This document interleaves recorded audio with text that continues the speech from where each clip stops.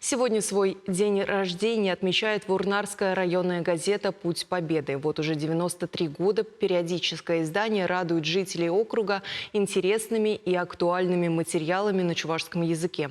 Многие читатели не просто ждут новый номер газеты, но и сами принимают участие в ее наполнении. Так, жительница деревни Молдокосы Нина Парамонова вот уже 20 лет пишет статьи. Общественный корреспондент рассказывает об активных односельчанах, а еще поднимает на ее страницах проблемные вопросы и зачастую затрагивая глобальные темы. Селькору 87 лет. Как пенсионерка пришла в журналистику, расскажет Вероника Павлова. Когда пенсию давать пришел почтальон, лежу больная. Не болейка, тетя Нина, говорит, про Молдокосах кто будет писать? Никто нету, кроме тебя, говорит. Преклонный возраст Нины Михайловны нередко дает о себе знать. Здоровье бывает подводит, но все события, которые происходят в деревне, волнуют сельского корреспондента. И это дает ей хороший жизненный тонус.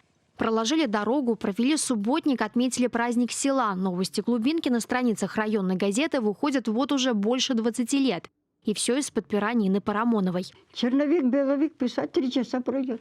Про передовых механизаторов, доярок, водителей, истории простых, но преданных своему делу людей особенно трогают читателей. Отзывчивых соседей или вовремя приехавших на вызов медиков Нина Михайловна тоже благодарит на страницах газеты. Темы рождаются с простых разговоров с односельчанами. Даже водитель, который любезно согласился подвезти Нину Михайловну в райцентр, стал очередным героем статьи. Спрошу, ты в Урнар поедешь, Саша? Да, завтра поеду. Как раз Яковлев, Юрик вместе поедем.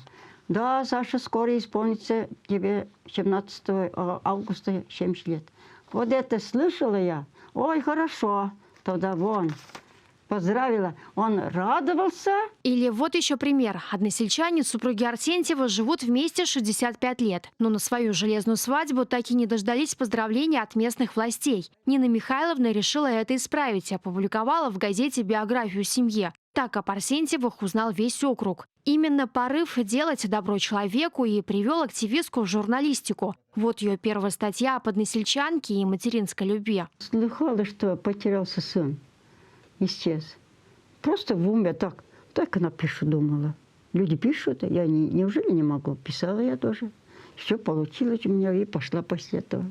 Не только добрым словом лечит Нина Парамонова людей. Почти полвека она проработала в местном медпункте. К слову, медицину оставила лишь 5 лет назад. Теперь ее отдушина журналистика. Боюсь, и со статьями придется распрощаться, сетует 87-летний селькор. В деревне почтальона нет. Как выписывать газету? Об этой проблеме Нина Михайловна не единожды писала на страницах издания. Ее обращение даже до Почты России дошло. Мало платят вон. Вот, посмотрите, что пишут. Мы коммерческий, федеральный, мы коммерческий, дополнительно не можем платить. Ее материал отличается тем, что она в своих статьях поднимает очень актуальные вопросы. Именно они касаются того населенного пункта, вот, где она проживает. Свои статьи в редакцию Нина Михайловна отправляет по старинке в конверте. Его приносят вместе с республиканской прессой. В этом году редакция газеты «Путь Победы» решила поощрить Нину Михайловну премией чувашского народного писателя Анатолия Емельянова. Почет своим статьям селькор не ведет, но в одно время заметки Нины Парамоновой выходить перестали, и читатели обеспокоились. Коварный ковид не обошел стороной активную сельчанку, и только благодаря творчеству удалось восстановиться, признается Нина Парамонова. Любимое дело требует максимальной открытости и любопытства. Сильный ветер, ураганы бывают. Сломали. Все уже, наверное.